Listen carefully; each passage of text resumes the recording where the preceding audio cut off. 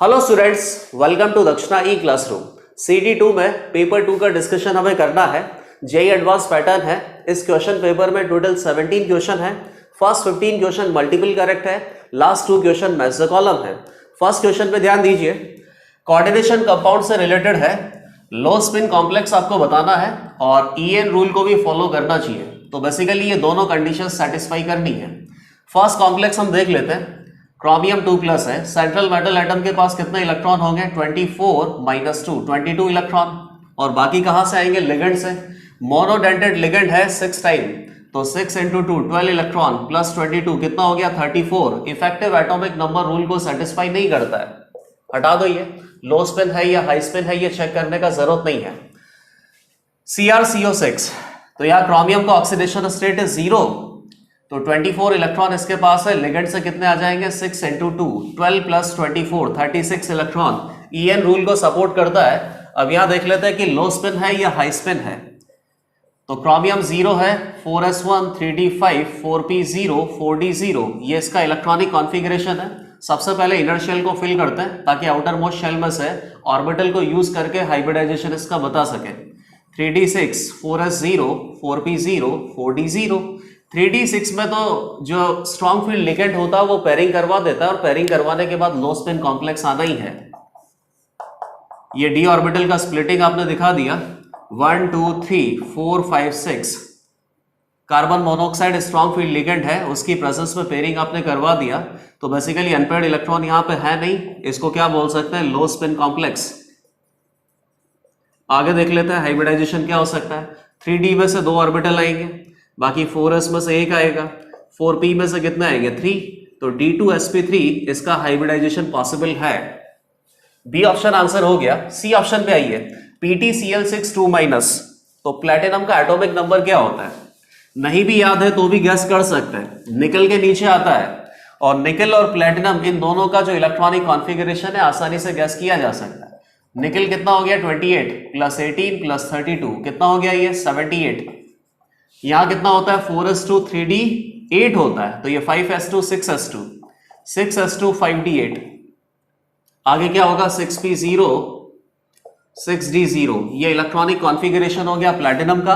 Platinum में यहां क्या प्रेजेंट है? बेसिकली प्लैटिनम 4+, तो प्लैटिनम 4+ होगा, तो ये 0 हो गया 5d6।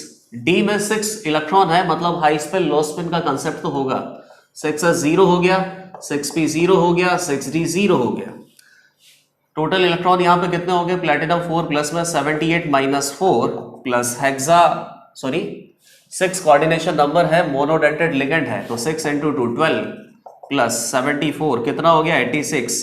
और इस पर्टिकुलर पीरियड में जो इसका नोबल गैस होता है उस नोबल गैस का इलेक्ट्रॉनिक नंबर एटॉमिक नंबर 86 होता है, तो ये भी इफेक्टिव एटॉमिक नंबर रूल को सेटिस्फाई कर रहा है। अब ये देख लेते हैं कि लो स्पिन है या नहीं है। वो हमने पहले ही बता दिया कि 5d6 है, तो हाई स्पिन लो स्पिन का कॉन्सेप्ट होता है, स्ट्रॉन्ग फील्ड लिगेंड पेयरिंग करवाता है। और ये जो प्लैटिनम हो गया या पैलेडियम हो गया, बेसिकली 3d सीरीज के बाद जो 4d सीरीज या 5d सीरीज के सेंट्रल मेटल एटम होते हैं, यहां पर सारे ligand as a strong field ही बिहेव करते हैं और स्ट्रॉन्ग फील्ड बिहेव करने के बाद ये पेयरिंग करवा सकते हैं। पेयरिंग करवा सकते हैं तो लो स्पिन कॉम्प्लेक्स यहां पे बनेगा।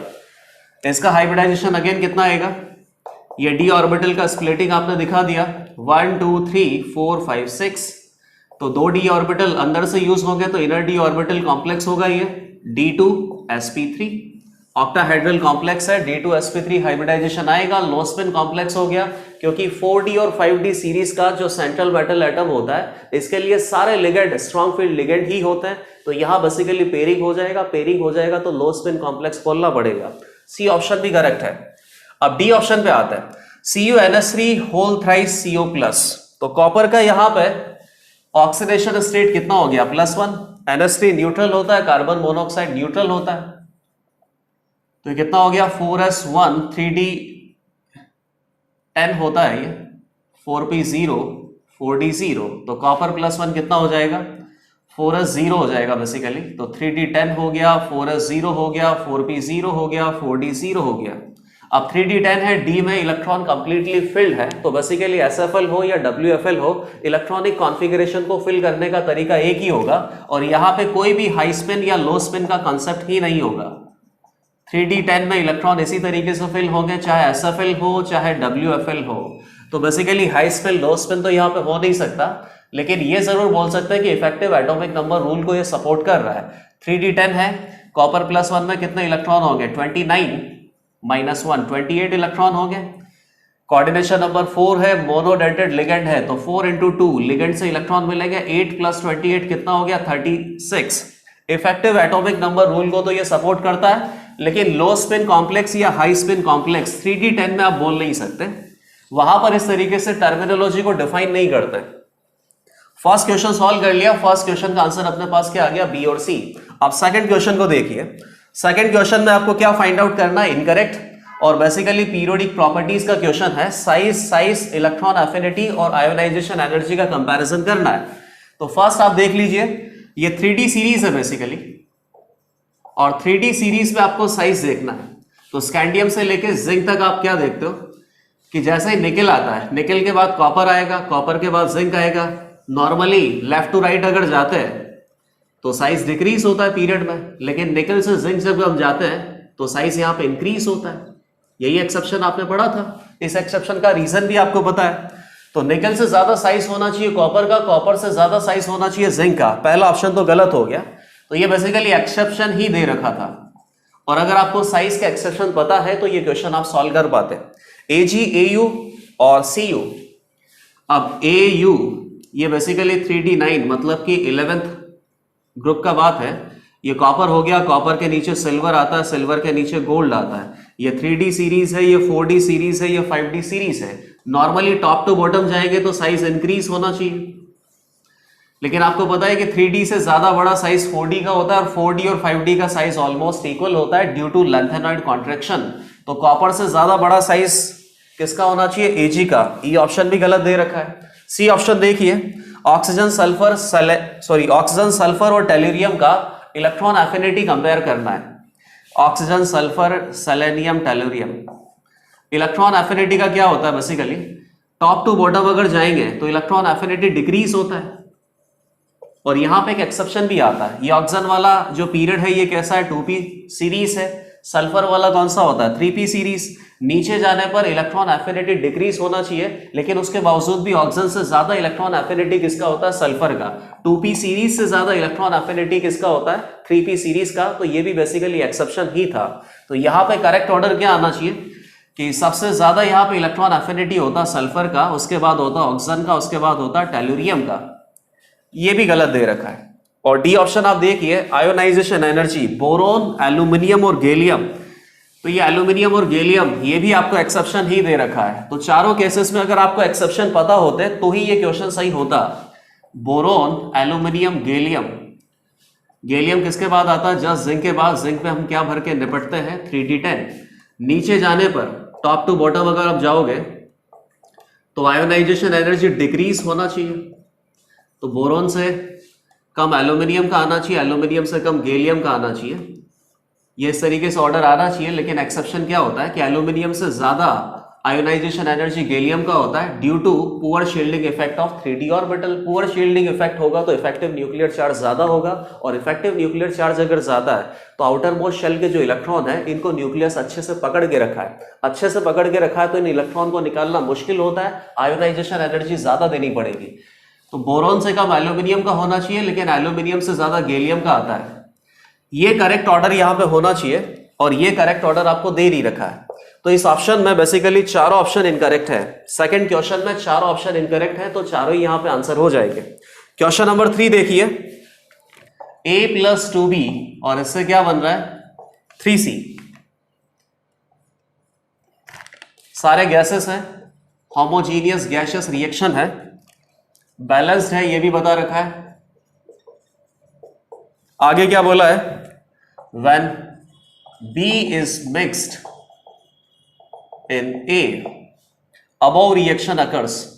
तो ठीक है, B को जब A में मिक्स करते हैं तो ये रिएक्शन होता है, और ये रिएक्शन आपको बैलेंस करके दे रखा है। ये बेसिकली 4C है यहां पे। above reaction occurs अब करेक्ट ऑप्शन आपको बताना है और ये ऑप्शन बेसिकली बहुत सिंपल है, कोई कैलकुलेशन आपको नहीं करनी है, इजीली आप फाइंड आउट कर लोगे। A, vapour density of mixture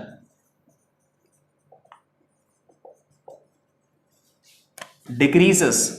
अब आपको लग रहा है कि वेपर डेंसिटी का आंसर आप कहां से लाओगे, लेकिन मैं बता रहा हूं कि बहुत इजीली आ जाएगा। टोटल मोल ऑफ मिक्सचर की बात करेंगे, इंक्रीजेस, ये तो बहुत इजी है। यहां पर देख लो 1 + 2 टोटल 3 मोल थे एक तरीके से रिएक्टेंट के, और जब रिएक्शन होगा तो जो प्रोडक्ट है उसके सामने क्या लगा हुआ है 4, मतलब नंबर ऑफ मोल यहां पे इंक्रीज हो रहे हैं। बी ऑप्शन तो वैसे ही करेक्ट आ गया। Total mole decreases, total mole decreases ये गलत हो गया। टोटल मास रिमेन्स सेम, तो ये सही है। लॉ ऑफ मास कंजर्वेशन आपको पता ही है, किसी भी रिएक्शन में चाहे कोई भी रिएक्टेंट और कोई भी प्रोडक्ट बन रहा है, लेकिन लॉ ऑफ मास कंजर्वेशन के अकॉर्डिंग किसी भी पर्टिकुलर रिएक्शन में टोटल मास हमेशा कांस्टेंट ही होगा। ये बेसिकली रिएक्टेंट प्रोडक्ट में चेंज हो सकता है, एक केमिकल कॉम्पोजिशन से दूसरी केमिकल कॉम्पोजिशन में जा सकता है, लेकिन मास हमेशा सेम रहता है। अब ये ऑप्शन आप ध्यान दीजिए, vapour density of mixture decreases. तो बताइए वेपर डेंसिटी का क्या फॉर्मूला होता है? वेपर डेंसिटी का फॉर्मूला होता है मॉलिक्यूलर वेट डिवाइडेड बाय 2, और यहां पे मॉलिक्यूलर वेट नहीं लिखेंगे, मॉलिक्यूलर वेट एवरेज लिखेंगे, क्योंकि बेसिकली रिएक्शन मिक्सचर प्रेजेंट है और रिएक्शन मिक्सचर में ए, बी और सी प्रेजेंट है। तो मिक्सचर के लिए क्या निकालना पड़ेगा? Average molecular weight. तो vapour density of mixture is equal to molecular mass of mixture divided by 2, और मिक्सचर का मॉलिक्यूलर मास क्या होता है? एवरेज। बताइए मॉलिक्यूलर मास कैसे आ सकता है? Given weight divided by number of mole, और गिवन वेट जो यहाँ पे मिक्सचर का है वो कांस्टेंट ही होगा, तो उसको क्या लिख सकते हैं? W divided by number of mole divided by 2। तो बताइए इस रिएक्शन में नंबर ऑफ मोल इंक्रीज हो रहे हैं, नंबर ऑफ मोल इंक्रीज हो रहे हैं, तो वेपर डेंसिटी क्या होगा? डिक्रीज होगा।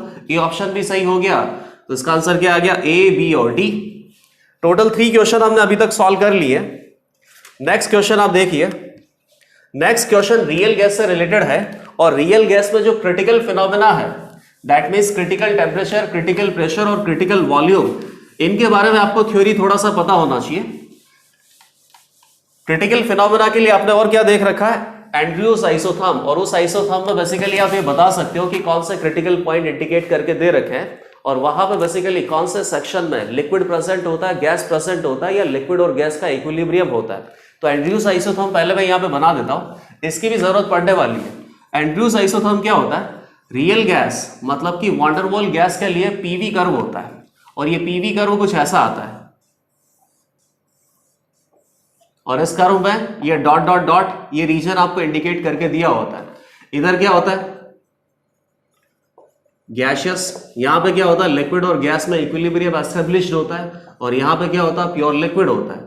ये जिस पॉइंट पे ये टच करता है, पहली बात तो ये आइसोथर्म है, आइसोथर्म है, तो ये जो भी कर्व आपने प्लॉट कर रखे हैं ये बेसिकली कांस्टेंट टेम्परेचर पे है। इसको क्या मान लेते हैं? T1, T2, T3, T4। तो जिस पॉइंट पे ये कट करता है वही टेम्परेचर अपने पास क्या होता है? Critical temperature. Critical temperature basically क्या हो गया? T3। क्रिटिकल टेम्परेचर के ऊपर रियल गैस को लिक्विफाई नहीं किया जा सकता, चाहे आप कुछ भी कर लो, कितना ही प्रेशर इंक्रीज कर लो, कितना ही वॉल्यूम डिक्रीज कर लो, लेकिन क्रिटिकल टेम्परेचर के ऊपर गैस को लिक्विफाई नहीं किया जा सकता। कौन सी गैस को? रियल गैस को। और क्रिटिकल टेम्परेचर के नीचे गैस को लिक्विफाई किया जा सकता है, और लिक्विफाई करने के लिए क्या करना पड़ेगा? या तो प्रेशर इंक्रीज करना पड़ेगा या वॉल्यूम डिक्रीज करना पड़ेगा। ये हमें ऑलरेडी पता है। अब यहां बेसिकली आप ऑप्शंस में देखिए, करेक्ट ऑप्शंस आपको बताने हैं।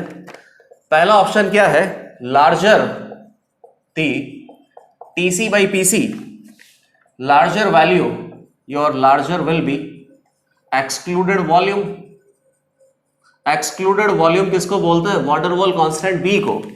तो टीसी और पीसी इसका रेशियो अगर बड़ा होगा तो एक्सक्लूडेड वॉल्यूम मतलब कि बी की वैल्यू ज्यादा होगी। देख लेते हैं, बताइए टीसी का क्या वैल्यू होता है? 8a/27rb, और पीसी का क्या वैल्यू होता है? a/27b²। तो 27b² बेसिकली ऊपर चला गया, 27 a से गया, b से गया, तो ये कितना हो गया? 8b/r।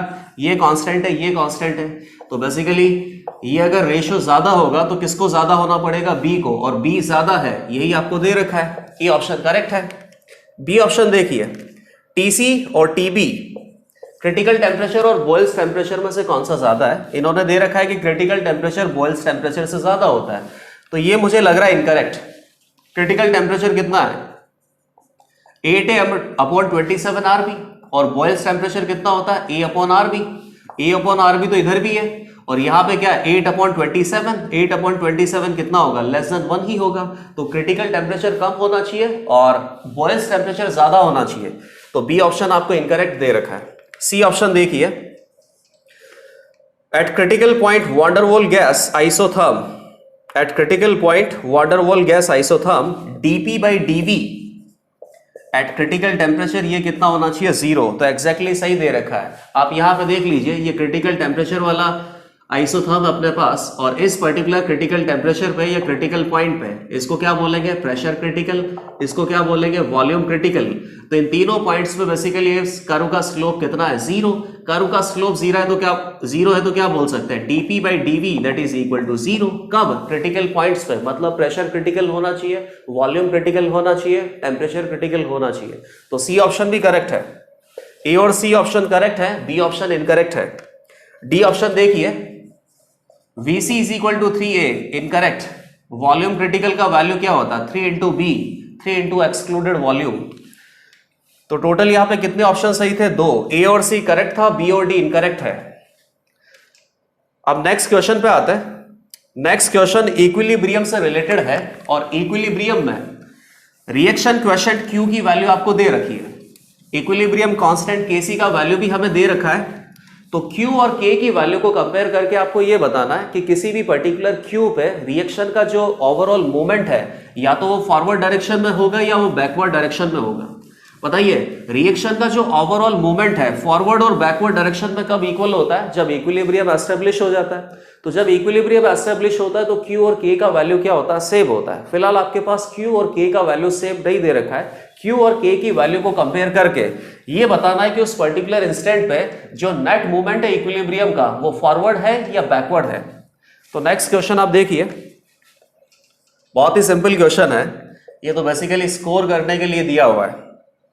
A + B और 3C है, ये 4 मोल है, ये 2 मोल है, ये 1 मोल है, सभी के सभी यहाँ पे गैस है, और इस कंटेनर का जो वॉल्यूम है वो 5 लीटर दे रखा है। तो किसी भी इंस्टेंट पे, एट एनी इंस्टेंट, आपको A, B और C का कॉन्सेंट्रेशन मिला हुआ है, कॉन्सेंट्रेशन मिला है, तो आप क्या निकाल सकते हैं, Q। बताइए Q का वैल्यू यहाँ पे कितना आएगा, C की कॉन्सेंट्रेशन (3) डिवाइडेड बाय A का कॉन्सेंट्रेशन (1), B का कॉन्सेंट्रेशन (1). बताइए C की कॉन्सेंट्रेशन क्या है, 1/5 लीटर। केवल मोल से काम नहीं चलता, मोल में वॉल्यूम का डिवाइड करोगे तब कॉन्सेंट्रेशन आएगा, (3). 4/5 (1), 2/5 (1). तो 5 5 5 गया, ये एक 5 ऊपर, सॉरी एक 1/5 यहां पर रह गया, तो 1/5 4 इंटू 2 8 हो गया, 1/40, तो ये कितना हो गया, 2.5 इंटू 10⁻⁻2 Q का वैल्यू। अब सारे ऑप्शंस में आपको क्या दे रखा है, A, B, C और D। कुछ Kc का वैल्यू आपको दे रखा है, और उसके साथ आप ये बताया कि फॉरवर्ड है या बैकवर्ड मूवमेंट है,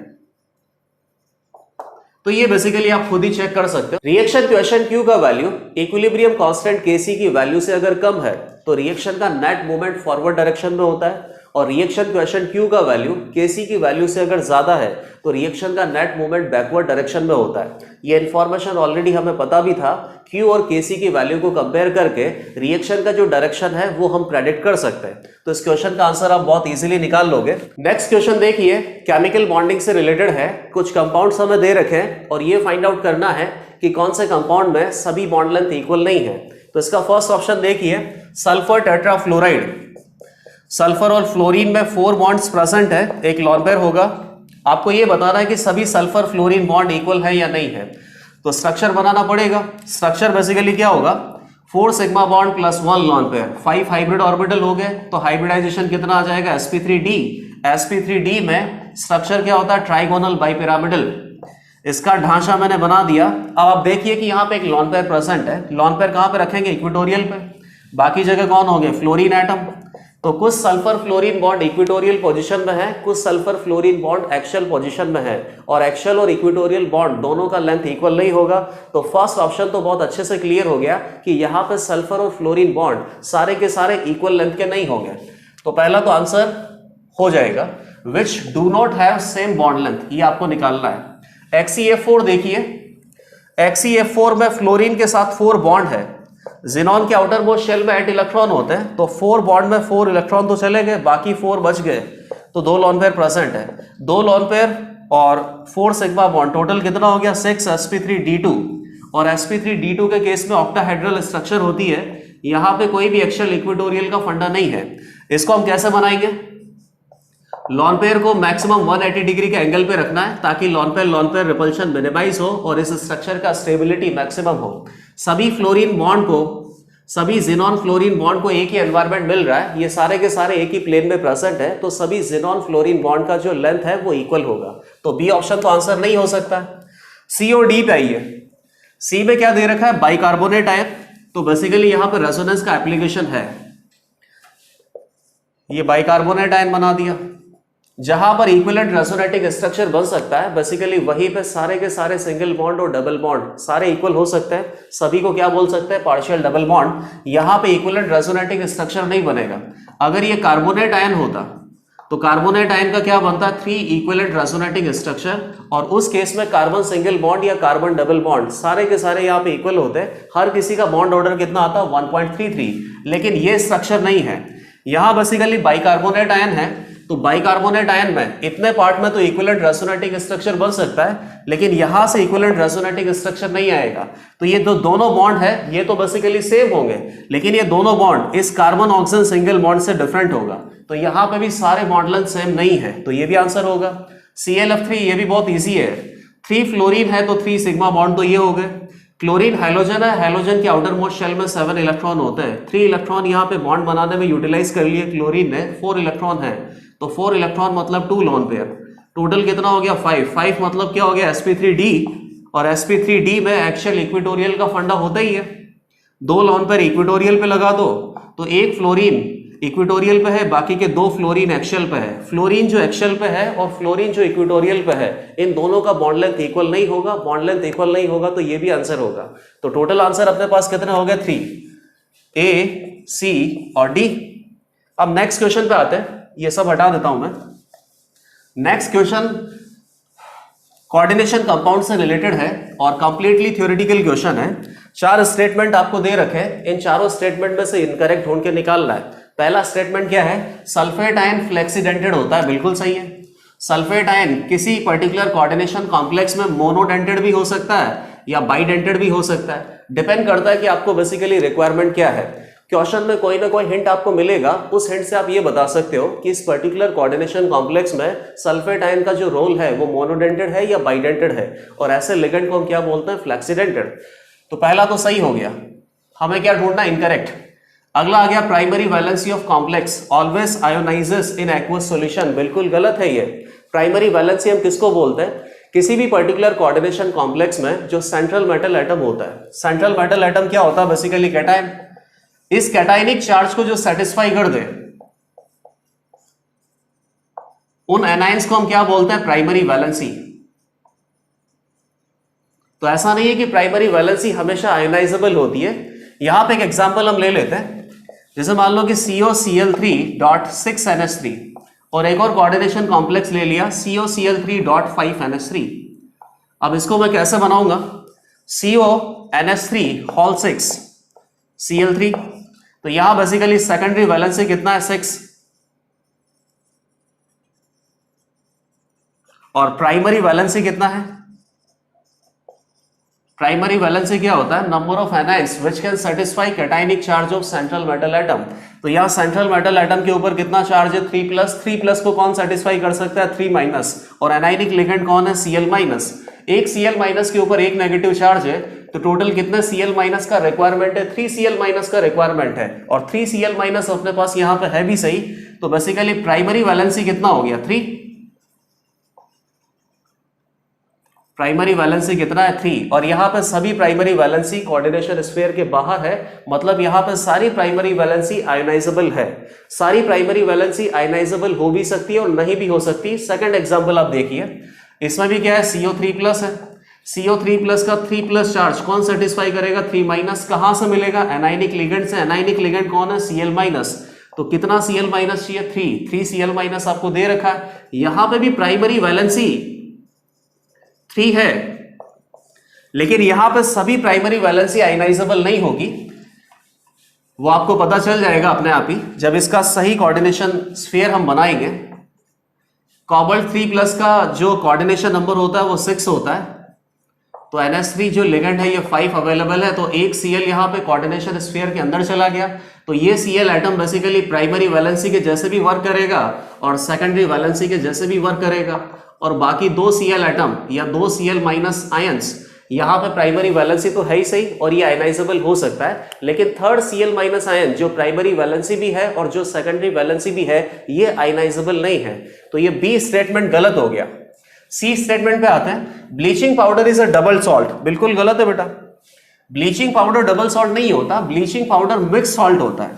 डबल सॉल्ट किसको बोलते हैं, ऐसा कंपाउंड जो 2 या 2 से ज्यादा सॉल्ट से मिलकर बना हुआ है।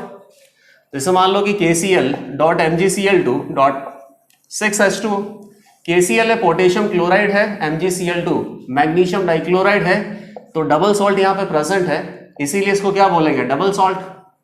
कोई कोऑर्डिनेशन कॉम्प्लेक्स नहीं है। इसका अगर एक्वस सॉल्यूशन प्रिपेयर करेंगे तो सभी आपको मिल जाएगा, K+ मिल जाएगा, Mg2+ मिल जाएगा, Cl- मिल जाएगा, सभी कैटायन और एनायन का टेस्ट ये दे सकता है इसका एक्वस सॉल्यूशन। लेकिन मिक्स सॉल्ट हम किसको बोलते हैं, सॉल्ट किससे मिलके बना होता है, एसिड और बेस से। अगर एसिड एक है बेस एक है, तो एक एसिड और एक बेस से जो सॉल्ट बनता है उसको क्या बोलते हैं, नॉर्मल सॉल्ट। जैसे मान लो कि NaCl की बात करें तो NaCl किससे मिला है, sodium hydroxide plus HCl hydrochloric acid. एक एसिड था एक बेस था, इससे जो सॉल्ट हमें मिला है उसको क्या बोलते हैं, नॉर्मल सॉल्ट। मिक्स सॉल्ट किसको बोलते हैं, जहां पर एसिड एक से ज्यादा हो या बेस एक से ज्यादा हो, मोर देन 1 एसिड और बेस कोई भी हो सकता है। तो ब्लीचिंग पाउडर की स्ट्रक्चर आपको पता है, ब्लीचिंग पाउडर किसको बोलते हैं, CaOCl2। क्या प्रेजेंट होता है यहां पर, Ca2+ आयन प्रेजेंट होता है, OCl- आयन प्रेजेंट होता है और Cl- आयन प्रेजेंट होता है।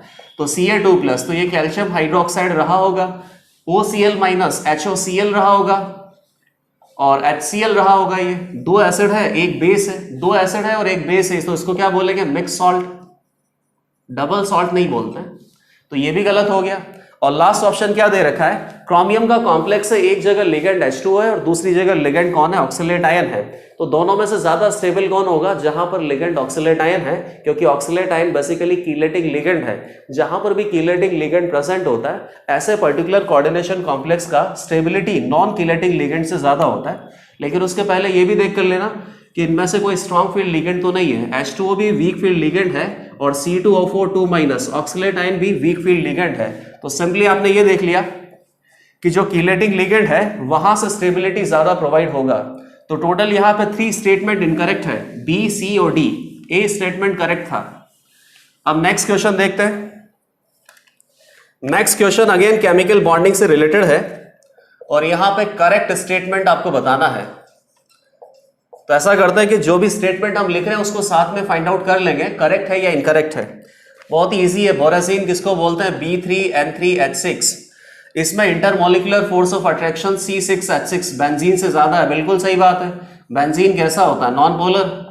यहाँ पे कहीं पे पॉजिटिव या नेगेटिव चार्ज आपको नजर नहीं आ रहा है, लेकिन बोरासिन की स्ट्रक्चर बनाओ, 3 बोरोन एटम, 3 नाइट्रोजन एटम और ये सब हाइड्रोजन एटम प्रेजेंट है। बोरोन एटम के पास एक एम्प्टी ऑर्बिटल है, नाइट्रोजन एटम के पास एक लॉन पेयर है। लॉन पेयर एम्प्टी ऑर्बिटल की तरफ देगा तो बेसिकली यहाँ पे 3 पाई बॉन्ड अवेलेबल होंगे और नाइट्रोजन पे फॉर्मल चार्ज पॉजिटिव होगा, बोरोन पे फॉर्मल चार्ज नेगेटिव होगा। इस तरीके की स्ट्रक्चर होगी basically, negative negative positive positive. तो यहाँ बोरासिन में इंट्रामोलिकुलर फोर्स ऑफ अट्रैक्शन ज्यादा होगा इन कंपैरिजन टू बेंजीन। ये तो करेक्ट है। Question number 2, O bond length shorter in O2 ASF4 then KO2। तो ये तो बहुत ही इजी क्वेश्चन है, ऐसा लग रहा है केमिकल बॉन्डिंग में एमओटी वाला जो पार्ट है उससे रिलेटेड है ये। यहां से क्या पता चलेगा, O2 ये कैटायन है, ये एनायन है, तो O2 प्लस है, ASF4 माइनस है। आर्सेनिक किसका भाई होता है, नाइट्रोजन फॉस्फोरस का 3 वैलेंसी होती है, फोर्थ बॉन्ड यहाँ पे लगा रखा है तो बेसिकली माइनस होगा। और KO2 में क्या प्रेजेंट है, K प्लस O2, सॉरी हाँ K प्लस O2 माइनस। तो इन दोनों में आप इनकी बॉन्ड लेंथ का कंपैरिजन करना है तो बॉन्ड ऑर्डर निकाल लो एमओटी का यूज करके, सिंपली आ जाएगा। एमओटी में बॉन्ड ऑर्डर किस तरीके से कैलकुलेट करते हैं, number of bonding orbital minus number of anti bonding orbital divided by 2। तो एक अपने पास क्या है O2 प्लस और एक क्या है O2 माइनस, तो 16 प्लस 1 15 इलेक्ट्रॉन सिस्टम होगा। 15 इलेक्ट्रॉन सिस्टम में पहले 8 इलेक्ट्रॉन तो बेकार हो गए, sigma 1s sigma 1s sigma star 1s sigma 2s sigma star 2s, यहां तक तो इक्वल एंटी बॉन्डिंग इलेक्ट्रॉन है और इक्वल बॉन्डिंग इलेक्ट्रॉन है। उसके बाद अगले 6 कहां जाएंगे, बॉन्डिंग में। वो बॉन्डिंग कौन सा होता है, सिग्मा 2p पाई 2p पाई 2p, एक होता है z एक होता है x और एक होता है y। पहले 6 इलेक्ट्रॉन 8 इलेक्ट्रॉन के बाद कहां जाते हैं, बॉन्डिंग में, और उसके बाद अगले 6 इलेक्ट्रॉन कहां जाते हैं, एंटी बॉन्डिंग में। तो बॉन्डिंग में कितने जाएंगे, 6 14 हो गए, 1 एंटी बॉन्डिंग में जाएगा, तो 6 minus 1 divided by 2, bond order आ गया 2.5।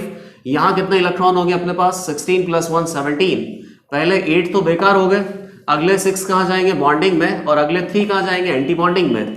6 minus 3 divided by 2 that is equal to 1.5। यहां बॉन्ड ऑर्डर ज्यादा है तो बॉन्ड लेंथ क्या होगा, कम होगा, सॉरी बॉन्ड ऑर्डर कम है तो बॉन्ड लेंथ ज्यादा होगा। यहां बॉन्ड ऑर्डर ज्यादा है तो बॉन्ड लेंथ कम होगा। तो सेकंड ऑप्शन क्या है, OO bond length is shorter in O2 ASF4, ये बिल्कुल सही हो गया। Next question, sorry next option क्या है, बॉन्ड एंगल के लिए। तो ये तो बहुत ही आसान है, सिंपली आप ये बता दोगे कि जो साइड एटम है, साइड एटम का साइज जितना बिगर होगा बॉन्ड एंगल उतना ही ज्यादा आएगा। बॉन्ड एंगल का ऑर्डर इन्होंने क्या दे रखा है, एक्स एस एक्स, एक्स यहां पे हेलोजन है और कंपाउंड क्या है, OSF2 OSCl2 OSBr2। तो ये सल्फर ऑक्सीजन है, फ्लोरीन एक लॉन पेयर प्रेजेंट है। ये तो बहुत ही आसान क्वेश्चन है, किस तरीके से कि साइड एटम का साइज जितना बिगर होता है, ये साइड एटम में उतना ही ज्यादा स्टेरिक रिपल्शन होता है, तो ये साइड एटम उतना ही दूर जाएगा, जितना दूर जाएगा ये बॉन्ड एंगल इंक्रीज होगा। बॉन्ड एंगल हाईएस्ट, और यही ऑर्डर हमें दे रखा है, तो सी ऑप्शन भी करेक्ट हो गया, ABC करेक्ट है। डी ऑप्शन आप देखिए, H2O OF2 OCl2, H2O में बॉन्ड एंगल, फिर OF2 में, फिर OCl2 में, तो ये तो गलत आ रहा है ना, OF2 और OCl2 साइड एटम बिगर है तो ये बॉन्ड एंगल ज्यादा होगा, और बॉन्ड एंगल ज्यादा होगा, और यहां पे कम दे रखा है, तो फोर्थ ऑप्शन हो गया इनकरेक्ट। नेक्स्ट क्वेश्चन देखिए, आयनिक इक्विलिब्रियम से रिलेटेड है। हार्ड वाटर का एक सैंपल हमें दे रखा है, इस सैंपल में कैल्शियम 2+ आयन का कॉन्सेंट्रेशन है 80 ppm। इस सैंपल से कैल्शियम 2+ आयन को रिप्लेस करना है और इसकी जगह H+ आयन हमें लाना है, लेकिन इस प्रोसेस में ये सॉल्यूशन इलेक्ट्रिकल न्यूट्रल होना चाहिए। तो फाइनली जो सॉल्यूशन प्रिपेयर हो रहा है, इस सॉल्यूशन का pH हमें बताना है, तो pH बताने के लिए H+ आयन का कॉन्सेंट्रेशन चाहिए। तो फाइनली सॉल्यूशन में H+ आयन का कॉन्सेंट्रेशन अगर हमने निकाल लिया तो pH अपने पास आ जाएगा। तो इनिशियली आपको क्या दे रखा है, कैल्शियम 2+ आयन का कॉन्सेंट्रेशन दे रखा है ppm की टर्म्स में, तो 80 ppm बेसिकली 80 ppm से आपको क्या निकालना है, मोलैरिटी, और मोलैरिटी अगर आपने फाइंड आउट कर लिया उसके बाद कैल्शियम 2+ को रिप्लेस करेंगे और कौन आ जाएगा, H+, तो H+ की फाइनल मोलैरिटी हम पता कर लेंगे। 80 ppm का मतलब क्या हो गया, पार्ट्स पर मिलियन, तो 80 ग्राम calcium 2+ in million 10⁶ gram solution. ये ppm की टर्म में जब भी सॉल्यूशन दिया होता है तो सॉल्यूशन का जो डेंसिटी है 1 ग्राम पर ml ही होता है, क्योंकि यहाँ पे सॉलिड बेसिकली बहुत ही कम है, तो 10⁶ ग्राम को हम क्या अज्यूम कर सकते हैं, 10⁶ ml। तो ये सॉल्यूशन आपको दे रखा है। अब कैल्शियम 2+ का मोलैरिटी यहाँ पे कितना होगा, तो moles divided by volume in litre, तो 80 ग्राम डिवाइडेड बाय 40 ग्राम, ये तो हो गया कैल्शियम 2+ के नंबर ऑफ मोल्स 10⁶ ml, तो ये कितना हो गया 10⁻³ लीटर। तो यहां से कैल्शियम 2+ का मोलैरिटी आ गया 2 इंटू 10⁻³ मोलर। अब यहां क्या करना है कि कैल्शियम 2+ आयन को रिप्लेस करके H+ आयन लाना है और ये सॉल्यूशन इस तरीके से इलेक्ट्रिकली न्यूट्रल होना चाहिए। तो सीधा पता चल रहा है कि एक कैल्शियम 2+ आयन को अगर रिप्लेस करेंगे तो 2 H+ आएंगे। एक कैल्शियम 2+ के ऊपर कितना चार्ज है 2+, और एक H+ आयन अगर लेके आ गए तो 1+ चार्ज को ये सेटिस्फाई करेगा। तो ये तो इलेक्ट्रिकल न्यूट्रल सिचुएशन नहीं है। तो H+ आयन बेसिकली कितने आने चाहिए डबल, तो 2+ चार्ज को रिप्लेस कर सकता है। तो बेसिकली कैल्शियम 2+ आयन का अगर मोलैरिटी 2 इंटू 10⁻³ है तो H+ आयन का मोलैरिटी फाइनल सॉल्यूशन में डबल होना चाहिए 4 इंटू 10⁻³ मोलर। H+ आयन का कॉन्सेंट्रेशन आपको पता चल गया। अब क्या निकालना है pH। pH is equal to minus log of H+। तो ये कितना हो जाएगा माइनस लॉग 4 इंटू 10⁻³। तो ये हो गया 3 माइनस लॉग 4। लॉग 4 कितना होता है 0.6। तो pH आ गया 2.4। ए ऑप्शन क्या है pH of the resulting solution is 2.4 सही है। अब pOH आपको बताना है रिजल्टिंग सॉल्यूशन का। तो यहाँ पे 62 डिग्री सेंटीग्रेड का टेम्परेचर दे रखा है और इस टेम्परेचर पे self dissociation constant of water Kw कितना दे रखा है 10⁻13। तो यहां से pKw कितना आएगा 13। pKw इज इक्वल टू कितना होता है pH प्लस pOH। तो 13 में से 2.4 अगर माइनस करेंगे तो कितना आ जाएगा 10.6। तो pH ऑफ द सॉल्यूशन कितना आ जाएगा 10.6। ए और बी ऑप्शन यहाँ पे करेक्ट है, सी और डी यहाँ गलत है। तो ये क्वेश्चन बहुत ही अच्छा था। इसमें सबसे ज्यादा ध्यान देने वाली बात क्या थी कि कैल्शियम 2+ का मोलैरिटी आपने निकाल लिया। आप कैल्शियम 2+ को रिप्लेस करोगे H+ से तो H+ की मोलैरिटी आप कैल्शियम 2+ के बराबर अगर लिख देते, H+ की मोलैरिटी अगर ये अज्यूम कर लेते तो सारा आंसर ही गलत हो जाता। फाइनली सॉल्यूशन को अगर इलेक्ट्रिकल न्यूट्रल बनाना है तो एक कैल्शियम 2+ की जगह 2 H+ आना चाहिए। तो कैल्शियम 2+ का जो भी मोलैरिटी है फाइनल सॉल्यूशन में H+ का मोलैरिटी डबल होना चाहिए और उसी से हमने H+ आयन की कॉन्सेंट्रेशन निकाली। उसके बाद pH आपने फाइंड आउट किया। अब नेक्स्ट क्वेश्चन केमिकल इक्विलिब्रियम से रिलेटेड है और ये क्वेश्चन बेसिकली बहुत ही अच्छा है। इस क्वेश्चन को सॉल्व करने के लिए थोड़ा बहुत ट्रिक आपको यूज करना पड़ेगा।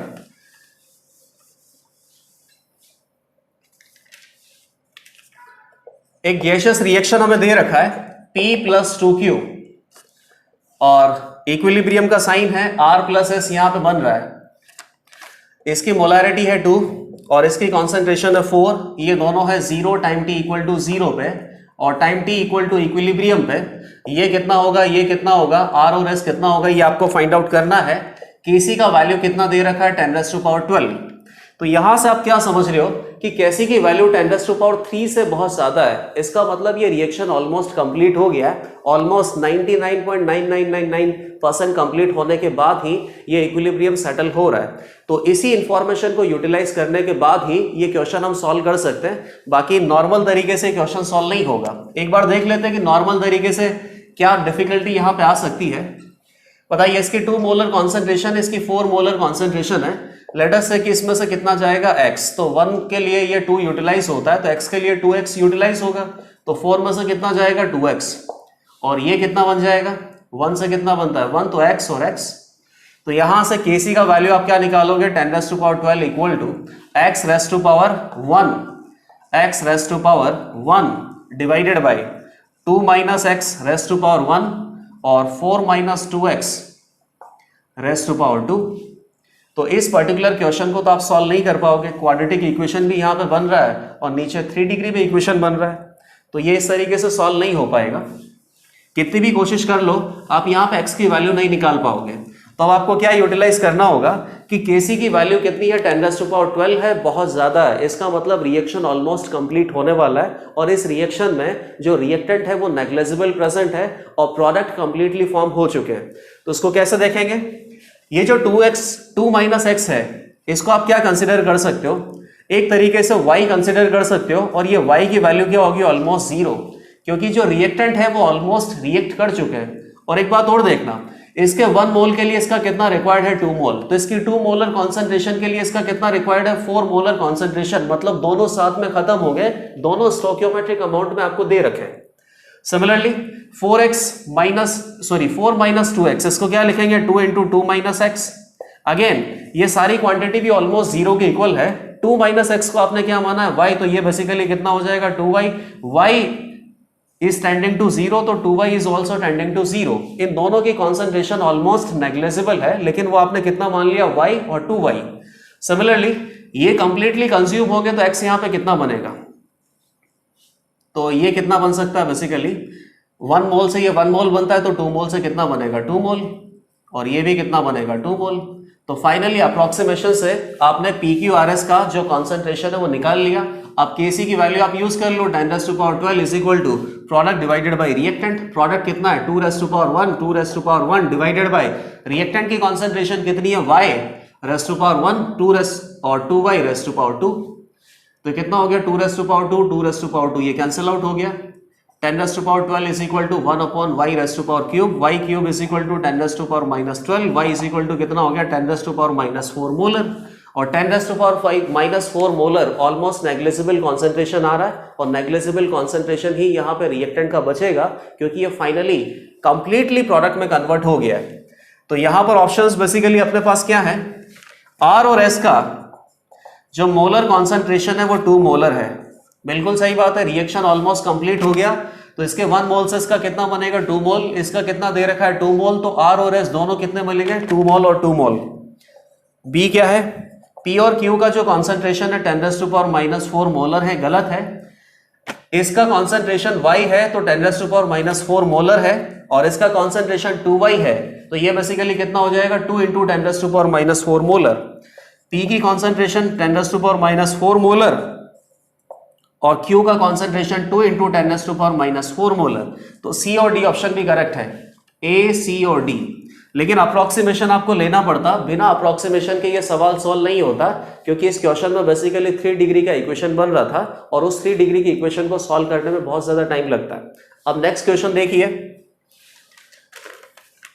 ये बहुत सिंपल क्वेश्चन है, अगेन MOT से रिलेटेड क्वेश्चन है, और बेसिकली यहाँ पे डाई एटॉमिक स्पीशीज आप दे रखी है, और इन स्पीशीज में आपको ये पता करना है कि कहां पर HOMO highest occupied molecular orbital π2p है, होमो एज π2p स्पीशीज कौन सी है, बहुत जल्दी आंसर निकाल लेंगे हम इनका। N2 माइनस है मतलब 15 इलेक्ट्रॉन है बेसिकली, O2 2+ है, NO प्लस है और B2 प्लस है, ये कितना हो जाएगा 14 इलेक्ट्रॉन, ये भी कितना हो जाएगा 14 इलेक्ट्रॉन, और ये कितना हो गया 10⁻1 9 इलेक्ट्रॉन। तो पहले तो आप ये देख लीजिए कि 15 इलेक्ट्रॉन सिस्टम में HOMO highest occupied molecular orbital π2p तो हो नहीं सकता, सिंपल सी बात है। कितना होता है 1s sigma 1s sigma star 1s, फिर क्या होता है sigma 2s sigma star 2s, 8 electron तो यहां तक फिल हो जाते हैं। इसके बाद अगले 6 इलेक्ट्रॉन कहां जाते हैं बॉन्डिंग में, और उसके अगले 6 इलेक्ट्रॉन कहां जाते हैं एंटी बॉन्डिंग में। अब वो डिपेंड करता है कि sp मिक्सिंग करना है या नहीं करना है। N2 या N2 से नीचे वाली जो स्पीशीज होती है इनमें sp मिक्सिंग होता है, और N2 से ऊपर वाली जो स्पीशीज होती है इनमें sp मिक्सिंग नहीं होता है, तो दोनों में कुछ ऑर्डर अलग ही आता है। लेकिन ये जो एंटी बॉन्डिंग वाला ऑर्डर है ये तो बेसिकली सेम होता है, π*2px is equal to π*2py, और इसके बाद आता है सिग्मा स्टार 2pz, और यहां क्या आ सकता है sigma 2pz π2px is equal to π2py, और ये नीचे की तरफ एनर्जी का जो लेवल है ये इंक्रीज हो रहा है। ये किसके साथ है अपने पास विदाउट sp मिक्सिंग, मतलब O2 F2 ऐसी स्पीशीज के लिए है। और एक और ऑर्डर मैं यहां पे बना देता हूं जहां पे sp मिक्सिंग होता है, और sp मिक्सिंग बेसिकली N2 या N2 से नीचे होता है, तो ये ऑर्डर वापस से सेम होगा, ये ऑर्डर सेम होगा, केवल यहां पे थोड़ा डिफरेंस है, π2px is equal to π2py, और फिर क्या आ जाता है सिग्मा 2pz। अब आपको ये देखना है कि कहां पे π2p होमो ऑर्बिटल है, हाईएस्ट ऑक्यूपाइड मॉलिक्यूलर ऑर्बिटल। तो 15 इलेक्ट्रॉन सिस्टम में तो ऐसा हो नहीं सकता, क्योंकि यहां तक आप फिल कर लोगे तो उसके बाद अगला इलेक्ट्रॉन कहां जाएगा π*2px में जाएगा, तो highest occupied electron highest occupied orbital तो यही होगा, तो ये आंसर तो नहीं है। अब 14 इलेक्ट्रॉन में आप देखिए O2 और यहाँ पे भी O प्रेजेंट है, तो बेसिकली कौन सा ऑर्डर हमें देखना है विदाउट sp मिक्सिंग, तो यही देखना है। तो लास्ट 14 इलेक्ट्रॉन है, 14 इलेक्ट्रॉन यहां तक फिल हो जाते हैं। लास्ट ऑर्बिटल कौन सा फिल कर रहे हैं π2px या π2py, तो इन दोनों के केस में होमो ऑर्बिटल पाई 2p है, और यहाँ पे क्या है B2+, 9 इलेक्ट्रॉन सिस्टम है। 9 इलेक्ट्रॉन सिस्टम या बोरोन के लिए B2 स्पीशीज के लिए sp मिक्सिंग का ये जो ऑर्डर है फॉलो करना है। 8 इलेक्ट्रॉन आपने फिल कर लिया, 9 इलेक्ट्रॉन कहां जाएगा, पाई 2px में जाएगा। तो बेसिकली यहां पे भी होमो ऑर्बिटल पाई 2p है। तो आंसर क्या हो गया, बी, सी और डी। नेक्स्ट क्वेश्चन देखिए, बॉन्ड एंगल का कंपैरिजन हमें करना है। दो स्ट्रक्चर बना के दे रखा है COF2 एंड COCl2। COF2 में बॉन्ड एंगल है alpha, beta and gamma. COCl2 में बॉन्ड एंगल है alpha dash, beta dash and gamma dash. First option देखिए, गामा और गामा डैश में कंपैरिजन है, तो गामा एंगल से ज्यादा होगा गामा डैश, क्योंकि यहां पे साइड एटम का साइज बिगर है। जितना बिगर साइज होगा स्टेरिक रिपल्शन लगेगा, तो ये बेसिकली दोनों एटम दूर जाएंगे, बॉन्ड एंगल इंक्रीज होगा। तो ये बॉन्ड एंगल यहां पे कैसा होगा, मोर, और ये बॉन्ड एंगल कैसा होगा, लेस। फर्स्ट ऑप्शन करेक्ट है। सेकंड कंपैरिजन देखिए, अल्फा, बीटा और गामा में अल्फा और बीटा दोनों बॉन्ड एंगल इक्वल होंगे और गामा बॉन्ड एंगल इन दोनों से छोटा होगा। बिल्कुल सही बात है, ये बॉन्ड एंगल यहाँ पे कम है क्योंकि more electronegative atom fluorine present है। साइड एटम का इलेक्ट्रोनेगेटिविटी जितना ज्यादा होता है बॉन्ड एंगल कम आएगा। ये बॉन्ड एंगल कम आएगा तो बाकी के दो बॉन्ड एंगल ज्यादा आने चाहिए। टोटल सम कितना होगा, 360 डिग्री। तो अल्फा और बीटा की वैल्यू इक्वल भी होगी, ज्यादा भी होगी in comparison to gamma. C option पे आइए, अल्फा और अल्फा डैश में कंपैरिजन है, बीटा और बीटा डैश में कंपैरिजन है। यहां पर ये बॉन्ड एंगल मोर है तो ये बाकी के बॉन्ड एंगल क्या होंगे, लेस होंगे। टोटल सम 360 से ज्यादा तो हो नहीं सकता। अल्फा और अल्फा डैश का कंपैरिजन है तो अल्फा की वैल्यू ज्यादा होनी चाहिए। बीटा और बीटा डैश का कंपैरिजन है तो बीटा का वैल्यू ज्यादा होना चाहिए। तो सी ऑप्शन और डी ऑप्शन भी करेक्ट है। आंसर क्या हो गया, ABCD। ये बेसिकली बहुत इजी क्वेश्चन था। बॉन्ड एंगल का कंपैरिजन करना है, और बॉन्ड एंगल का कंपैरिजन किस तरीके से करते हैं कि सेंट्रल एटम चेंज कर सकते हैं या साइड एटम चेंज कर सकते हैं। सेंट्रल एटम यहाँ पे सेम था, साइड एटम को आपने चेंज किया है। साइड एटम में साइज के हिसाब से बॉन्ड एंगल इंक्रीज होता है और इलेक्ट्रोनेगेटिविटी इंक्रीज करते हैं तो बॉन्ड एंगल डिक्रीज होता है। नेक्स्ट क्वेश्चन देखिए, again bond angle chemical bonding से रिलेटेड है। ClF3 का जो शेप है टी शेप है, फाइंड आउट कर लेते हैं।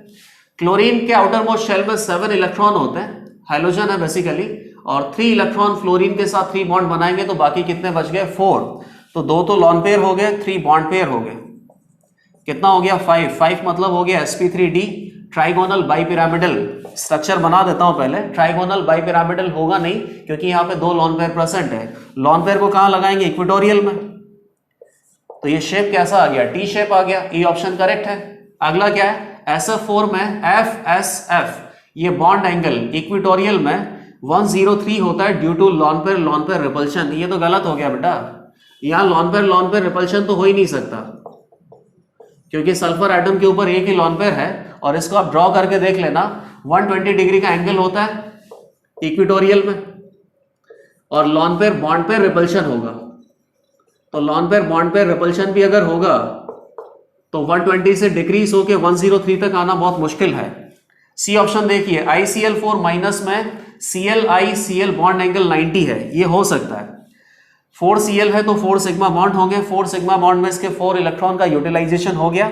आउटर मोस्ट शेल में कितने होते हैं, 7। तो 7 माइनस 4 कितने बच गए, 3, और माइनस एक और मिला दिया, कितने हो गए, 4। तो अगेन क्या हो गया, 2 लॉन पेयर। 4 + 2 कितना हो गया, 6। sp3d2। sp3d2 को जिस तरीके से बनाते हैं, लॉन पेयर 2 हैं, दोनों को एक्जैक्टली ऑपोजिट डायरेक्शन में रखना है ताकि लॉन पेयर रिपल्शन मिनिमाइज हो और इस स्ट्रक्चर का जो स्टेबिलिटी है वो बहुत ज्यादा है। तो Cl और Cl के बीच में ये जो एंगल है ये एक्जैक्टली 90 डिग्री का आएगा। सिमेट्रिकल स्ट्रक्चर बन गया। डी ऑप्शन आप देखिए, OBr2 में बॉन्ड एंगल लेस है और OCl2 में बॉन्ड एंगल ज्यादा है। ये तो सीधा ही गलत हो गया। ऑक्सीजन एटम के साथ 2 Br एटम अटैच करना है तो Br एटम का जो साइज है वो Cl एटम से तो ज्यादा ही है, और साइड एटम का जो साइज है अगर ये ज्यादा होगा तो बेसिकली स्टेरिक रिपल्शन इनमें है, ये बॉन्ड एंगल इंक्रीज होगा। OCl2 में Cl एटम लगा हुआ है, Cl एटम से बिगर कौन सा होगा, Br एटम। तो यहां बेसिकली बॉन्ड एंगल ज्यादा आएगा और इधर बॉन्ड एंगल कम आएगा।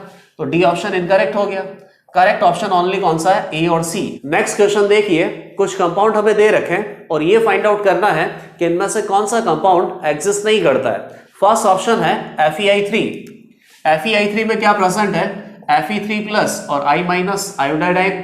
Iodide ion is a very good reducing agent, very good reducing agent. तो गुड रिड्यूसिंग एजेंट की प्रेजेंस में कोई भी एटम इसकी हायर ऑक्सीडेशन स्टेट में एग्जिस्ट नहीं कर सकता, क्योंकि ये इसकी हायर ऑक्सीडेशन स्टेट को रिड्यूस करके कहां ले जाएगा, लोअर ऑक्सीडेशन स्टेट में। और आयरन की केवल दो ही ऑक्सीडेशन स्टेट होती है, +2 और +3। तो +3 के साथ आयोडाइड आयन हो नहीं सकता, क्योंकि आयोडाइड आयन बहुत ही अच्छा रिड्यूसिंग एजेंट है। ये Fe3+ को रिड्यूस करके कहां ले जाएगा, Fe2+ में।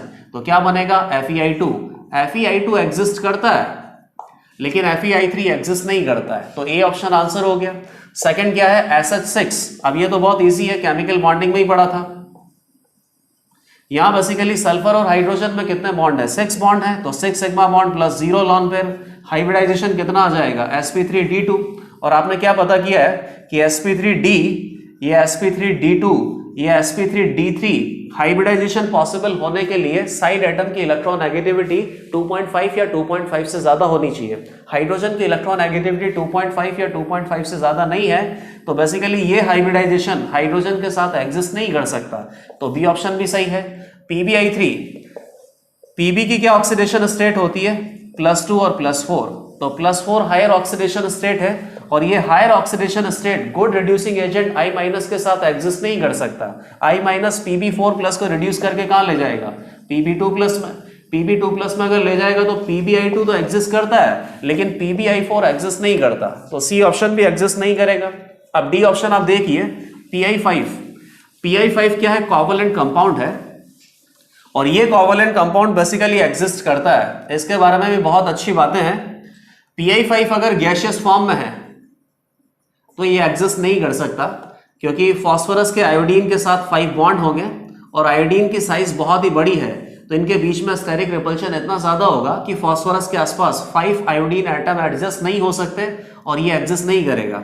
लेकिन ऐसा कुछ दिया हुआ नहीं है कि PI5 यहाँ पे गैसियस स्टेट में है या सॉलिड स्टेट में है। केवल ये पूछा है कि PI5 एग्जिस्ट करता है या नहीं करता है। तो PI5 एग्जिस्ट करता है सॉलिड स्टेट में, क्योंकि सॉलिड स्टेट में ये बेसिकली कैसे होगा, PI4+ I-। फास्फोरस के आसपास 4 आयोडीन एटम एडजस्ट हो सकते हैं, इसीलिए PI5 एग्जिस्ट करता है। लेकिन PI5 सॉलिड फॉर्म में एग्जिस्ट करता है, जहां पर कैटायन और एनायन प्रेजेंट होते हैं। कैटायन बेसिकली क्या है, PI4+ और एनायन क्या है, I-। अब नेक्स्ट क्वेश्चन देखिए, ऑर्गेनिक से रिलेटेड है, बहुत ही सिंपल क्वेश्चन है। आपको यह पता करना है कि कौन सी रिएक्शन बैकवर्ड डायरेक्शन में फेवर्ड है। तो स्ट्रॉन्ग से अगर वीक आपको जाना है, तो ये बेसिकली क्या हो गया, फॉरवर्ड डायरेक्शन। तो यहां पे रिएक्टेंट में क्या होना चाहिए, वीक एसिड या वीक बेस, और प्रोडक्ट में क्या होना चाहिए, स्ट्रॉन्ग एसिड या स्ट्रॉन्ग बेस। स्ट्रॉन्ग से वीक अगर आएंगे तो ये बैकवर्ड डायरेक्शन में फीसिबल होगा। फर्स्ट ऑप्शन आप देखिए, ट्रिपल बॉन्डेड कार्बन से ये हाइड्रोजन लगा हुआ है, और CS2 बेस के साथ रिएक्शन है। बेस ने यहां से एसिडिक प्रोटॉन रिमूव किया, तो CS3 ये कॉन्जुगेट एसिड यहां बन गया, और इधर ये एसिड दे रखा है। अब यहां बेसिकली ज्यादा एसिडिक कौन होगा, alkynes are more acidic than alkane. Alkane तो एसिडिक होता ही नहीं है, तो स्ट्रॉन्ग से वीक बन रहा है, तो ये फॉरवर्ड डायरेक्शन में फीजिबल है। हटा दो इसको। CF3COH ये एसिड है, और CS2 O- यहाँ पे मतलब क्या हो गया, बेस। इसने यहां से H+ एक्सट्रैक्ट किया, तो क्या बन जाएगा, कॉन्जुगेट एसिड।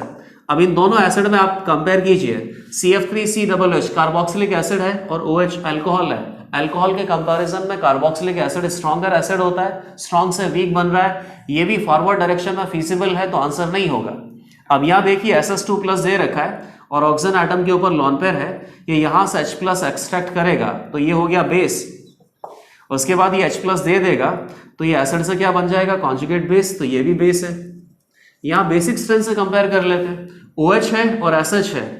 OH का बेसिक स्ट्रेंथ SH के बेसिक स्ट्रेंथ से ज्यादा होता है।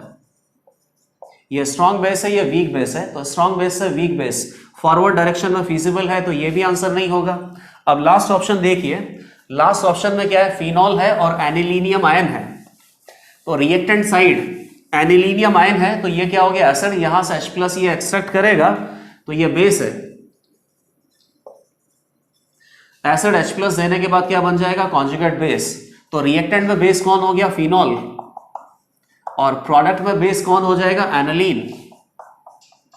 अब ये तो बहुत सिंपल है, नाइट्रोजन का लॉन पेयर है, ऑक्सीजन का लॉन पेयर है, ये इजीली डोनेटेबल होता है, तो ये स्ट्रॉन्ग बेस है और ये वीक बेस है, तो ये बेसिकली बैकवर्ड डायरेक्शन में फीजिबल होगी। तो नेक्स्ट क्वेश्चन कॉलम मैच है। एक कॉलम में कोऑर्डिनेशन कंपाउंड हमें दे रखे हैं और सेकंड कॉलम में इनकी प्रॉपर्टीज के साथ मैच करना है।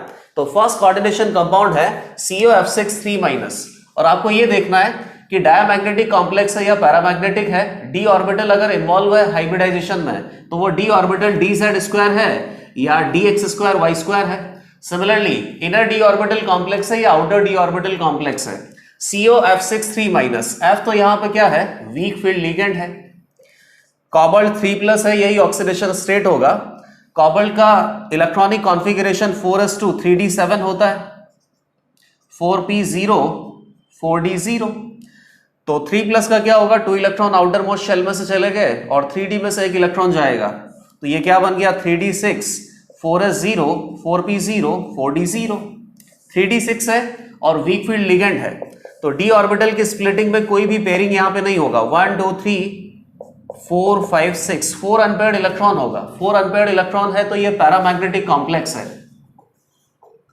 इसके अलावा इनर डी ऑर्बिटल का यहां पे यूज नहीं है तो की ऑप्शन नहीं होगा। कीलेटिंग लिगेंड यहां पे नहीं है। डी ऑर्बिटल इन हाइब्रिडाइजेशन sp3d2 यही हाइब्रिडाइजेशन होगा क्योंकि कोऑर्डिनेशन नंबर 6 है। यहां से कोई डी ऑर्बिटल यूज नहीं होगा। 4s से एक ऑर्बिटल आएगा, 4p से 3 ऑर्बिटल आएंगे और 4d से 2 ऑर्बिटल आएंगे। तो टोटल मिला के इसका हाइब्रिडाइजेशन कितना हो जाएगा, sp3d2। इसीलिए इनर ऑर्बिटल कॉम्प्लेक्स ये नहीं है, आउटर ऑर्बिटल कॉम्प्लेक्स है। और लास्ट में डायमैग्नेटिक कॉम्प्लेक्स ये है नहीं, डायमैग्नेटिक नहीं है, dx²y² का यूज यहां पे होगा। तो ए ऑप्शन में Q और S कॉलम से ये मैच कर रहा है। सेकंड आप देखिए, कॉबाल्ट है और इसके साथ ऑक्सलेट आयन, ये बेसिकली यहां पे लिगेंड है। ऑक्सलेट आयन है, कॉबाल्ट 3+ है। कॉबाल्ट 3+ के केस में ये जो ऑक्सलेट आयन होता है, ये एक्सेप्शन आपने पढ़ रखा है। ऑक्सलेट आयन वैसे तो वीक फील्ड लिगेंड है लेकिन इस पर्टिकुलर केस में SFL स्ट्रॉन्ग फील्ड लिगेंड के जैसे काम करता है। CO3+ जहां पे सेंट्रल मेटल एटम प्रेजेंट है तो ये हटा देते हैं। अगेन इसका हाइब्रिडाइजेशन कैलकुलेट करते हैं, paramagnetic diamagnetic character, chelating ligand तो यहां प्रेजेंट है ही सही। तो एक ऑप्शन तो वैसे ही करेक्ट हो गया, आर में क्या लिखा हुआ, chelating ligand. 4s2 3d7 4p0 4d0 ये कोबाल्ट का होता है। तो कोबाल्ट 3+ का क्या होगा, 2 इलेक्ट्रॉन आउटर मोस्ट शेल में से हटा दो और 3d में से 1 इलेक्ट्रॉन चला गया तो 3d6 हो गया। 3d6 4s0 4p0 4d0। D orbital की स्प्लिटिंग में स्ट्रॉन्ग फील्ड लिगेंड ऐसा बिहेव करेगा ये ऑक्सलेट आयन। तो बेसिकली यहां पे पेयरिंग आपको करवाना है, 3d6 इलेक्ट्रॉनिक कॉन्फ़िगरेशन फिल करना है। 1 2 3 4 5 6। तो इनर डी ऑर्बिटल खाली है, 2 डी ऑर्बिटल यहां से आ जाएंगे, एक 4s से आ जाएगा और 3 ऑर्बिटल 4p से आ जाएंगे। तो d2sp3 इसका हाइब्रिडाइजेशन होगा। तो पेनल्टीमेट शेल में से डी ऑर्बिटल आप यूज करोगे, इसका मतलब इनर डी ऑर्बिटल का यूज यहां पे है। तो बी में और कौन सा ऑप्शन आ गया, पी भी आ गया। पैरामैग्नेटिक ये नहीं है, कीलेटिंग लिगेंड यहां पे प्रेजेंट है। डी ऑर्बिटल में dx²y² होगा, बिल्कुल होगा। sp3d2 में 2 डी ऑर्बिटल होते हैं, एक dz² होता है, एक dx²y² होता है। s भी यहां पे आएगा। और लास्ट में डायमैग्नेटिक कॉम्प्लेक्स है, बिल्कुल सही बात है। यहां केवल आपको एक ही बात ध्यान रखना था कि जो ऑक्सलेट आयन है वैसे तो वीक फील्ड लिगेंड होता है लेकिन कॉबाल्ट 3+ के साथ ये एज अ स्ट्रॉन्ग फील्ड के जैसे बिहेव करता है और इस एक्सेप्शन को आपको याद रखना ही है। नेक्स्ट, निकेल का कॉम्प्लेक्स दे रखा है NiCO4। तो बेसिकली कोऑर्डिनेशन नंबर 4 है, कोऑर्डिनेशन नंबर 4 है तो हाइब्रिडाइजेशन DsP2 भी हो सकता है या sp3 भी हो सकता है, चेक करना पड़ेगा। निकेल का ऑक्सीडेशन स्टेट कितना हो गया, 0। कार्बन मोनोऑक्साइड न्यूट्रल होता है। 4s2 3d8 4p0 4d0। सबसे पहले तो इनर शेल को आप फिल करो, उसके बाद आउटर शेल में से डी ऑर्बिटल्स का यूज करके या किसी भी ऑर्बिटल का यूज करके हाइब्रिडाइजेशन आप बता सकते हो। तो ये क्या हो जाएगा, 3d10 हो जाएगा, 4s0 हो जाएगा, 4p0 4d0। 3d10 completely filled है तो केवल आगे से ये एम्प्टी ऑर्बिटल हम यूज कर सकते हैं और इन एम्प्टी ऑर्बिटल में टोटल 4 ऑर्बिटल का रिक्वायरमेंट है। इसके बाद इसका हाइब्रिडाइजेशन आ जाएगा sp3। तो इनर डी ऑर्बिटल कॉम्प्लेक्स तो ये नहीं है, p नहीं आएगा, पैरामैग्नेटिक ये नहीं है, सारे डी ऑर्बिटल में इलेक्ट्रॉन्स पेयर्ड है। कीलेटिंग लिगेंड यहां प्रेजेंट नहीं है। डी ऑर्बिटल इन हाइब्रिडाइजेशन dx²y² है, बिल्कुल भी नहीं है, डायमैग्नेटिक है। केवल एक ही ऑप्शन यहां पे करेक्ट है। सी में केवल टी आएगा। लास्ट जो कॉम्प्लेक्स है, ये कॉम्प्लेक्स बहुत इंपॉर्टेंट है, इसको ऑर्गेनिक में भी आपको पढ़ना है। कैटालिटिक हाइड्रोजनेशन अगर किसी पर्टिकुलर अल्कीन या अल्काइन का करते हैं तो एक तो अपने पास कैटलिस्ट क्या होता है, निकल, पैलेडियम या प्लैटिनम, ये कैटलिस्ट तो ठीक है, लेकिन वहां पे एक और रिएक्शन होता है और उस रिएक्शन में जो कैटलिस्ट हम यूज करते हैं दैट इज विल्किंसंस कैटलिस्ट, और ये विल्किंसंस कैटलिस्ट है, इसकी प्रोसेस में भी अल्कीन और अल्काइन का कैटालिटिक हाइड्रोजनेशन किया जा सकता है। तो विल्किंसंस कैटलिस्ट में हाइब्रिडाइजेशन, पैरामैग्नेटिक, डायमैग्नेटिक कॉम्प्लेक्स या डी ऑर्बिटल कौन सा यूज होगा, ये सारी प्रॉपर्टीज के साथ मैच करना है। PPS3 triphenyl phosphine. रोडियम किसका भाई है, कोबाल्ट का, तो कोबाल्ट की तरीके से मैं सॉल्व कर लेता हूं। कोबाल्ट में क्या होता है 4s2 3d7 4p0 4d0। यहां पे रोडियम का +1 ऑक्सीडेशन स्टेट है तो कोबाल्ट +1 अज्यूम कर लेते हैं, +1 होगा तो यहाँ 4s1 आ जाएगा, लेकिन अभी भी आउटर शेल में इलेक्ट्रॉन प्रेजेंट है, इनको अंदर तो भेजना ही पड़ेगा। तो ये कितना हो गया 3d8 4s0 4p0 4d0। ये इलेक्ट्रॉनिक कॉन्फ़िगरेशन CO+ का आ गया। अब इसमें ये लिगेंड है, ये बेसिकली यहाँ पे कोऑर्डिनेशन बॉन्ड का फॉर्मेशन करेंगे और फाइनली आपको हाइब्रिडाइजेशन बताना है। रोडियम 4d सीरीज में है, 4d सीरीज का मेटल है, तो यहाँ पे हर कोई ligand as a strong field ही बिहेव करता है। स्ट्रॉन्ग फील्ड बिहेव करेगा तो पेयरिंग करवाना ही है। तो 3d8 में अगर पेयरिंग हो जाएगा, यहाँ कोई स्प्लिटिंग दिखाने की जरूरत नहीं है कोऑर्डिनेशन नंबर 4 में। कोऑर्डिनेशन नंबर 4 में स्प्लिटिंग केवल आप तभी दिखाओ जब वहां पे टेट्राहेड्रल कॉम्प्लेक्स बनता है। यहाँ पे मुझे पता है कि स्क्वायर प्लेनर कॉम्प्लेक्स आने वाला है, क्योंकि 3d8 में कंप्लीट पेयरिंग तो हो ही जाएगा, एक डी ऑर्बिटल इनर खाली होगा, तो ये एक डी ऑर्बिटल आपको यूज करना है। 4s से 2 ऑर्बिटल, सॉरी 1 ऑर्बिटल यूज होगा, 4p से 2 ऑर्बिटल यूज होंगे, तो हाइब्रिडाइजेशन कितना आ जाएगा dsp2 4s0 4pd, ये सारे खाली है। dsp2 हाइब्रिडाइजेशन है, इनर डी ऑर्बिटल को यूज किया है, पैरामैग्नेटिक कॉम्प्लेक्स ये है नहीं, डायमैग्नेटिक कॉम्प्लेक्स है, तो p ऑप्शन तो करेक्ट आ गया। अगेन पैरामैग्नेटिक ये है नहीं, किलेटिक लिगेंड यहां प्रेजेंट नहीं है, डी ऑर्बिटल में dx2y2 का यूज है, बिल्कुल सही है। dsp2 स्क्वायर प्लेनर होता है और स्क्वायर प्लेनर में ये जो डी ऑर्बिटल है ये dx2y2 ही होता है। डायमैग्नेटिक कॉम्प्लेक्स है तो टी ऑप्शन भी यहाँ पे करेक्ट है। इस कोऑर्डिनेशन कॉम्प्लेक्स का जो ये कॉलम मेश था ये हमने बहुत अच्छे से सॉल्व कर लिया, और यहाँ पे बेसिकली ये जो बी ऑप्शन है कोबाल्ट का जो कॉम्प्लेक्स है ये बहुत ही इंपॉर्टेंट है, क्योंकि इसमें एक एक्सेप्शन आता है। एक्सेप्शन क्या है कि वैसे तो oxalate ion weak field ligand है, लेकिन कोबाल्ट 3+ की प्रोसेस में ये स्ट्रॉन्ग फील्ड बिहेव करता है। स्ट्रॉन्ग फील्ड अगर ये बिहेव कर रहा है तो यहाँ बेसिकली पेयरिंग होगा और ये कॉम्प्लेक्स डायमैग्नेटिक आएगा। अब नेक्स्ट क्वेश्चन देखिए, GOC2 से रिलेटेड है, बेसिक स्ट्रेंथ आपको देखना है। इसमें कॉलम में क्या दे रखा है, एक कॉलम में बेसिस दे रखे हैं और सेकंड कॉलम में इसके कॉन्जुगेट एसिड का pK आपको दे रखा है। तो कोई दिक्कत नहीं है, किस तरीके से आप इसको मैच कर सकते हो। जैसे मान लो कि कॉलम 1 में बेसिस है और यहां पे pK ऑफ कॉन्जुगेट एसिड, तो सिंपली आपको बेसिक स्ट्रेंथ चेक करना है और जिस तरीके से बेसिक स्ट्रेंथ होगा उसको आप pK ऑफ कॉन्जुगेट एसिड से मैच कर पाओगे। जैसे मान लो कोई बेस है, बेस क्या करेगा H+ एक्सेप्ट करेगा, H+ एक्सेप्ट करने के बाद क्या बन गया BH+, इसको क्या बोलेंगे कॉन्जुगेट एसिड। तो बताइए बेस का अगर बेसिक स्ट्रेंथ ज्यादा होगा तो ये स्ट्रॉन्ग बेस हो गया, तो इससे जो कॉन्जुगेट एसिड बनेगा वो वीक एसिड बनेगा। वीक एसिड होगा तो इसका Ka कम होगा, pK क्या होगा ज्यादा होगा। तो स्ट्रॉन्ग बेस के केस में जो कॉन्जुगेट एसिड है उसका pK ज्यादा आना चाहिए। तो अगर किसी कंपाउंड का बेसिक स्ट्रेंथ ज्यादा है, किसी कंपाउंड का बेसिक स्ट्रेंथ हाईएस्ट है, तो उसके कॉन्जुगेट एसिड का जो pK है ये भी हाईएस्ट होना चाहिए। तो यहां पे अपने पास pK इस तरीके से मान सकते हैं जैसे कि 2 3 4 5, तो हाईएस्ट pK कॉन्जुगेट एसिड का कितना है 5, इसको आपको किसके साथ मैच करना है जो स्ट्रांगली बेसिक है। तो बेसिकली यहां पे जो बेस आपको दे रखे हैं इनकी बेसिक स्ट्रेंथ का ऑर्डर आपको बताना है, करेक्टली बेसिक स्ट्रेंथ के ऑर्डर में इन्हें अरेंज कर देते हैं, बाकी मैच आप कर लोगे इसको। बेस क्या है, nitrogen containing atoms, sorry nitrogen containing compounds है। नाइट्रोजन के पास लॉन पेयर होता है, ये लॉन पेयर को अगर एसिड को डोनेट करेंगे तो ये क्या कहलाएगा बेस। जितना इजीली ये डोनेट कर सकता है उतना ही ज्यादा बेसिक स्ट्रेंथ होता है। तो बेसिकली इलेक्ट्रॉन डेंसिटी अगर ज्यादा है कहां पे? डोनर एटम पे। Electron density on donor atom अगर ये ज्यादा है तो इजीली अपने इलेक्ट्रॉन पेयर एसिड को डोनेट कर सकता है। जितना इजीली डोनेट कर सकता है बेसिक स्ट्रेंथ उतना ही ज्यादा होगा। तो पहला बेस तो ये दे रखा है। सेकंड अपने पास क्या है? ये ब्रिज हेड एटम जो है यही नाइट्रोजन एटम है, यहां पर भी लॉन पेयर प्रेजेंट है। थर्ड,